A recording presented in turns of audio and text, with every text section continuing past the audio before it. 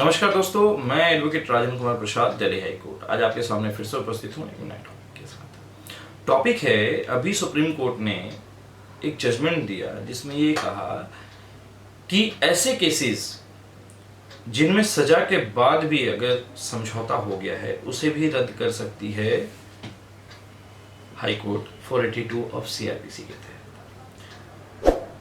शीर्षक क्या दिया, हाई कोर्ट सीआरपीसी 482 के तहत आपराधिक कार्यवाही को रद्द कर सकता है भले ही सजा के बाद समझौता हो गया हो। सुप्रीम कोर्ट ने ये कहा है, जजमेंट आया है। इसको पूरी तरह से डिटेल में बताऊंगा और एनालाइज करेंगे इस जजमेंट का।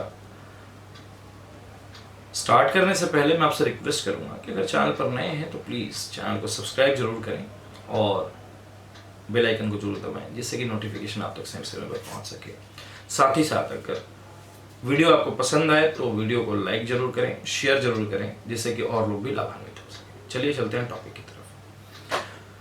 जजमेंट कुछ यूं है, सुप्रीम कोर्ट ने कहा कि हाई कोर्ट सीआरपीसी की धारा 482 के तहत अपनी अंतर्निहित यानी इनहेरिट पावर का प्रयोग करते हुए आपराधिक कार्रवाई को रद्द कर सकता है भले ही अपराध नॉन कंपाउंडेबल हो या गैर संज्ञेय हो, नॉन कॉग्निजेबल हो और सजा के बाद समझौता हो गया हो। सीजेआई एनवी रमन्ना की अध्यक्षता वाली पीठ ने कहा कि गैर जघन्य अपराधों से जुड़ी आपराधिक कार्रवाई या जहां अपराध मुख्य रूप से किसी निजी प्रकृति के हैं, इस तथ्य के बावजूद कि ट्रायल पहले ही समाप्त हो चुका है या दोष सिद्धि के खिलाफ अपील खारिज हो चुकी है, को रद्द किया जा सकता है। अदालत ने कहा कि जहां दोष सिद्धि के बाद समझौता होता है, उच्च न्यायालय को घटना के आसपास की परिस्थितियों को ध्यान में रखते हुए इस तरह के विवेक का प्रयोग करना चाहिए। इस मामले में भारतीय दंड संहिता की धारा 326 के तहत दोषी ठहराए गए आरोपियों ने अपनी पुनरीक्षण याचिका में समझौते के अलोक्य अपराध में समझौते की मांग की थी। उच्च न्यायालय ने उनकी याचिका को इस आधार पर खारिज कर दिया कि आधार गैर संज्ञेय है। अपील में सर्वोच्च न्यायालय की पीठ, जिसमें न्यायमूर्ति सूर्यकांत भी थे, ने धारा 320 सीआरपीसी के दायरे का उल्लेख किया।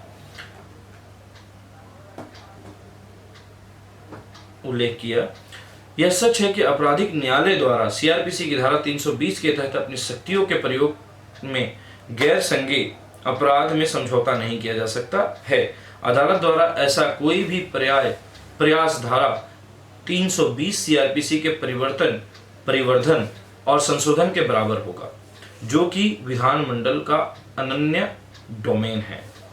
धारा 320 सीआरपीसी की भाषा में कोई पेटेंट या गुप्त अस्पष्टता नहीं है जो इसकी व्यापक व्याख्या को सही ठहरा सकती है और इस अपराध को समझौता योग्य अपराधों के दायरे में शामिल कर सकती है, जिन्हें जानबूझकर गैर संज्ञेय के रूप में बाहर रखा गया है। फिर भी धारा 320 सीआरपीसी के ढांचे के भीतर अपराध को कम करने की धारा 382 सीआरपीसी के तहत निहित उच्च न्यायालयों की समिति अधिकार क्षेत्र को निहित शक्तियों को लागू करने के खिलाफ प्रतिबंधित नहीं है।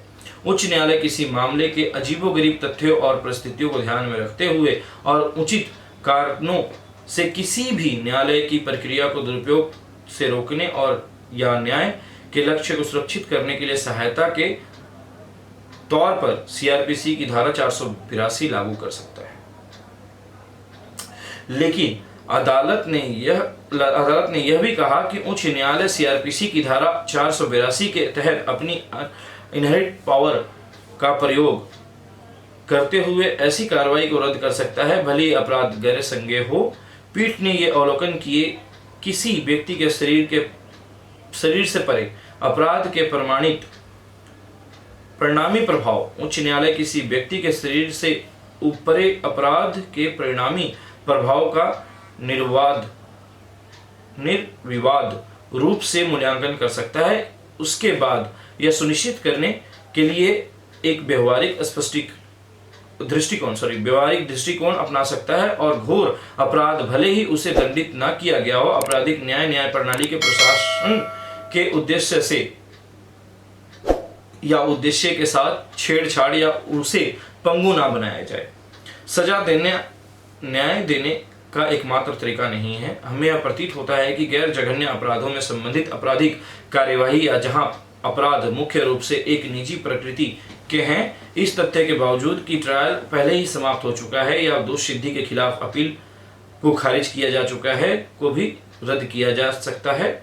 सजा देना न्याय देने का एकमात्र तरीका नहीं है। कानूनों को समान रूप से लागू करने की सामाजिक पद्धति हमेशा वैध अपवादों के अधीन होती है। यह बिना कहे चलता है कि जिन मामलों में दोष सिद्धि के बाद समझौता किया जाता है, उच्च न्यायालयों को घटना के आसपास की परिस्थितियों और घटना से पहले और बाद के आरोपी के आचरण के अलावा अपराध की प्रकृति को ध्यान में रखते हुए जिस तरह के समझौता किया गया है और गंभीर उचित सम्मान के साथ इस तरह के विवेक का प्रयोग करना चाहिए। धारा 482 सीआरपीसी के तहत निहित शक्तियों का प्रतिबंधात्मक निर्माण कठोर या विशिष्ट न्याय की ओर ले जा सकता है। सीआरपीसी की धारा 482 के तहत अपराध शक्ति का प्रयोग करने के लिए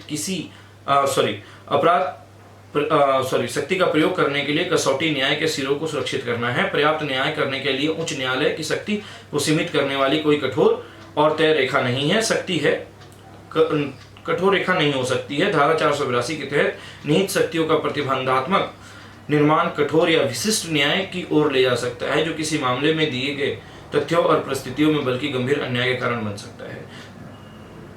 ठीक इसी तरह लास्ट में यह कहा गया, जहां न्यायालय वैधानिक ढांचे के भीतर समझौता योग्य अपराधों के संबंध में पक्षों के बीच समझौते द्वारा पूरी तरह से निर्देशित है। धारा 482 सीआरपीसी के तहत एक उच्च न्यायालय को असाधारण शक्ति प्रदान की गई है या संविधान के अनुच्छेद 142 के तहत इस न्यायालय में निहित है।